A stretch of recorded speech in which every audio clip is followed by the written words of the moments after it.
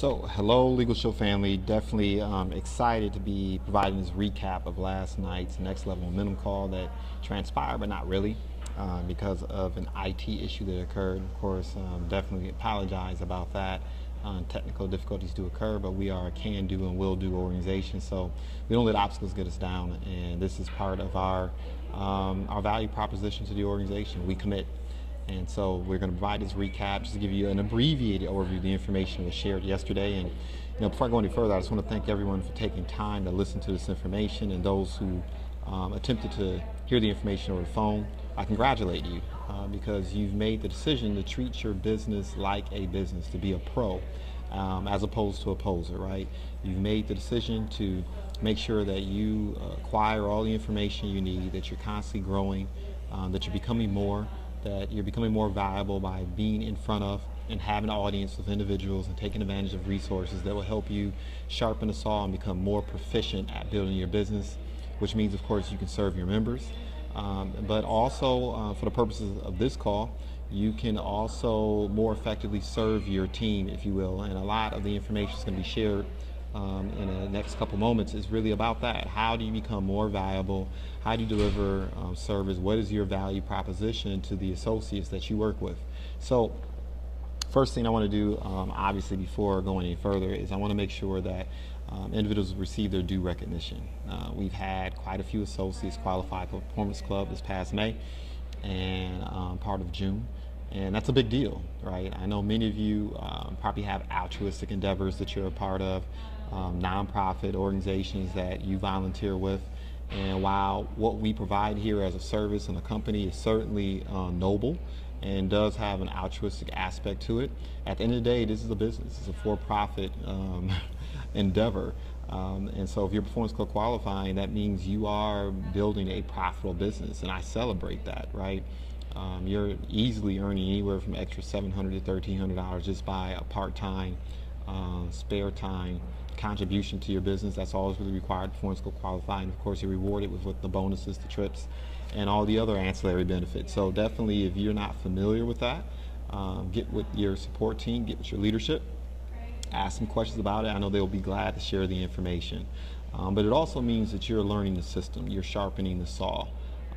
You are at this point learning how to utilize the tools and the events and the web shows and the trainings to build your business, and that is applaudable as well, because that means you are working within a system that will duplicate, and you'll eventually make the transition from being a self-employed individual within your business to actually being a business owner, duplicating a system that will one day grow away from you. So with that being said, I want to recognize Ms. Stella Calloway. I want to recognize Mr. Martez Hand, Tarina Barganier, Oscar Duru, Davey Johnson, Sarah Merriweather, myself, Kristen Stevenson.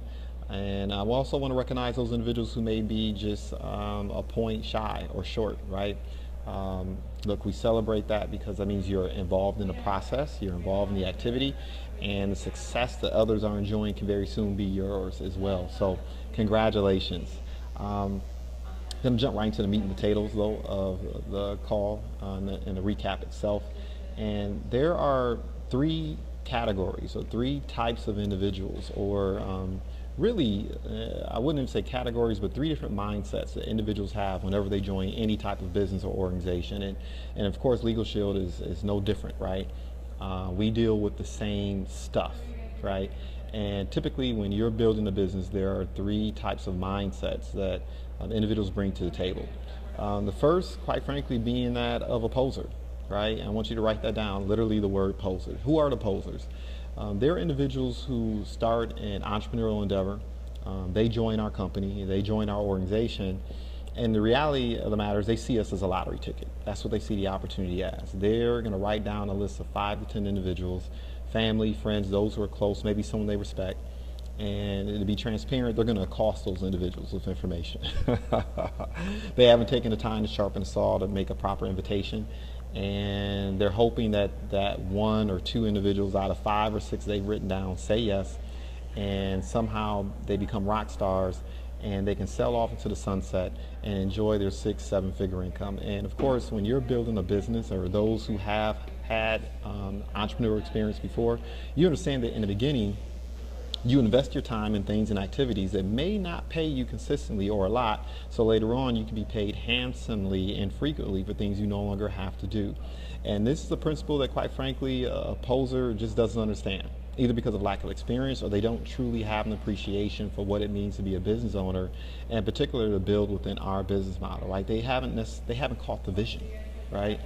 They're trying to do as little as possible, put forth as little effort as possible to get some type of maximum gain, which really results in maybe being compensated a couple dollars, but at the end of the day, posers typically don't stick and stay.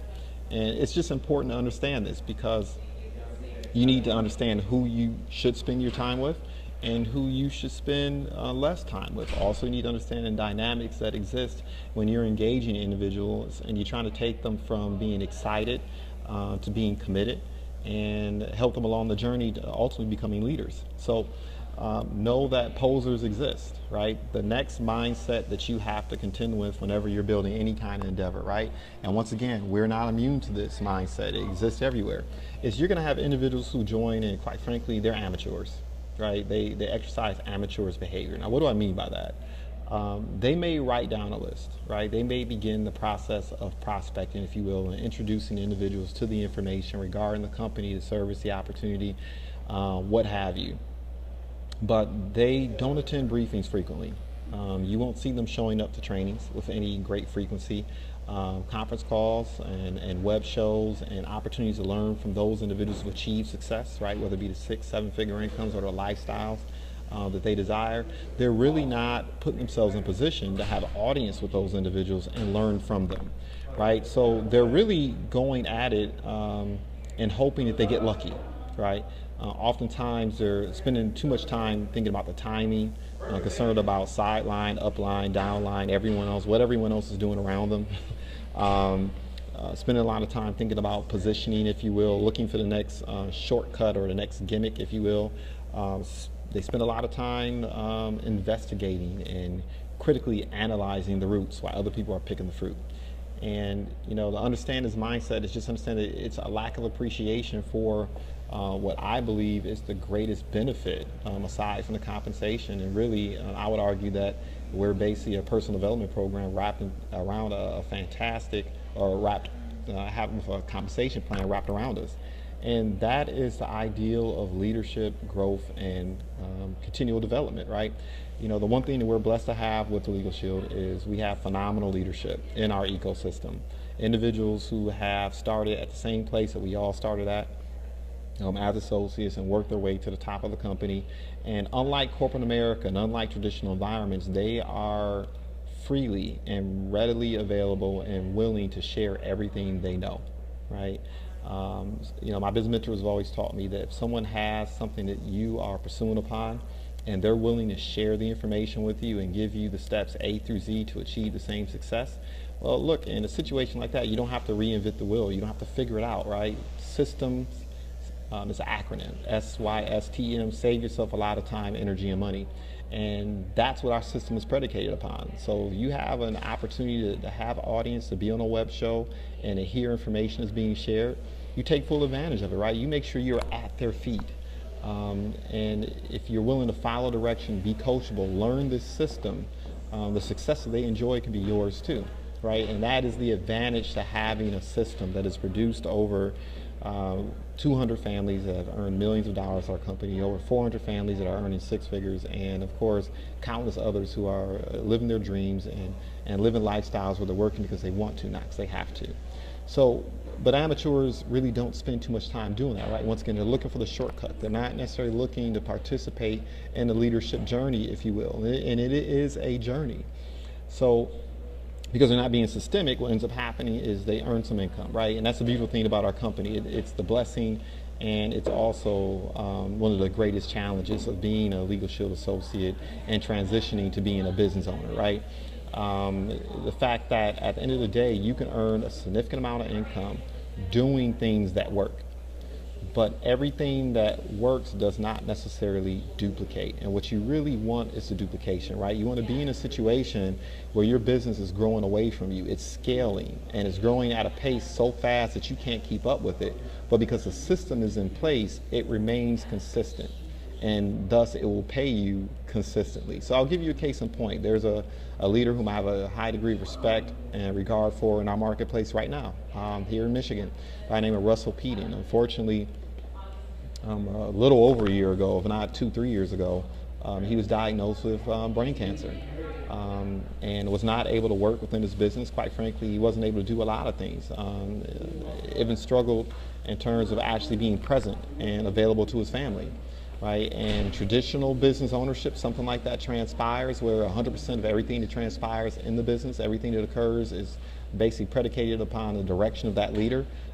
Things fall apart, right? But because of the business model that we've adopted here and the system that we have in place, he didn't have to worry about the medical bills.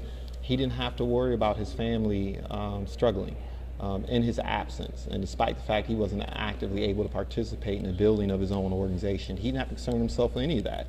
So he had spent the time being a student of the system, and he plugged people into that system, the briefings, the trainings. So he didn't have to worry about being the presenter. He didn't have to worry about conducting the trainings, the big events, right? The web shows that occur, conference calls like the one you're participating in now. He utilized the system to the fullest, so when he wasn't able to work anymore, the business continued to pay him well in excess of $100,000 per year while he was recovering from that brain cancer. And of course, you know, we prayerfully and thankfully, he recovered, and now he's back being a servant leader in the marketplace and in our ecosystem this week. So that's the promise of our business model. That is the promise of LegalShield. But you know, if you're being amateurish about the business and you're really on a agenda of me, and I gotta handle and control and manage people, right?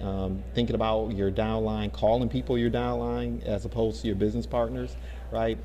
When you make the transition from being amateurish to being a pro, what you realize at the end of the day, you're building leaders, right? You're building individuals who are becoming self-sufficient.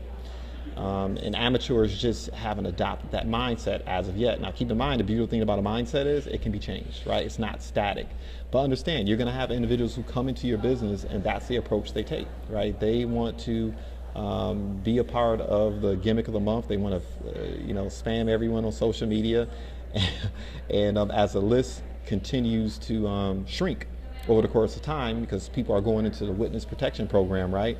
Not returning phone calls, not returning texts, not returning emails, the anxiety starts to build up, right? So you just have to anticipate that, but know that there's a remedy for it, right? And then you have individuals who treat their business like pros. All right, Malcolm Gladwell recently published a book called Outliers, where he talks about the idea of putting 10,000 hours into any endeavor that you want to become proficient in, and then be more than proficient, but you want to actually excel in it, right? And if you look at it, think about athletes, think about musicians, think about doctors, think about attorneys, think about highly compensated professionals. The one thing that has separated them more than anything else is their willingness to simply invest in themselves and perfect their craft. Well, as a business owner, as an entrepreneur, this is like it's one of those 1-2% principles that very few people understand. At the end of the day, as a business owner, you're a leader, right? And the difference between being someone that is an owner of a business that is growing and operating independently of them is understanding that you want to reach a point where you're not necessarily working in your business, but you're working on your business, right? So you're spending time reading the books, you're listening to the audios, you're spending time having an audience of individuals who have the answers, right? Who have the solutions to your challenges. You're spending time understanding how to lead and motivate and inspire individuals, how to teach them a system as opposed to them being 100% dependent upon what you're doing, right? At the end of the day, that's what leadership is ultimately about. You want to create an environment where even if you are a 7 in terms of your skill set, even if you are a 7 in terms of your leadership or business acumen, that a 10 will come into your business because you've created an environment, you've created circumstances where they can achieve their goals, dreams, and ambitions, where they can grow and become fully develop themselves. They stick and they stay, right? And at the end of the day, that's what you want, right? You want to build an organization where you have top-notch, self-motivated, entrepreneurial, inspired individuals who are go-givers, right? Who are willing to go out there and do what's necessary to achieve their goals and ambitions and be servant leaders themselves, right? And so look, at the end of the day, that ultimately is what it means to be a professional in any endeavor. And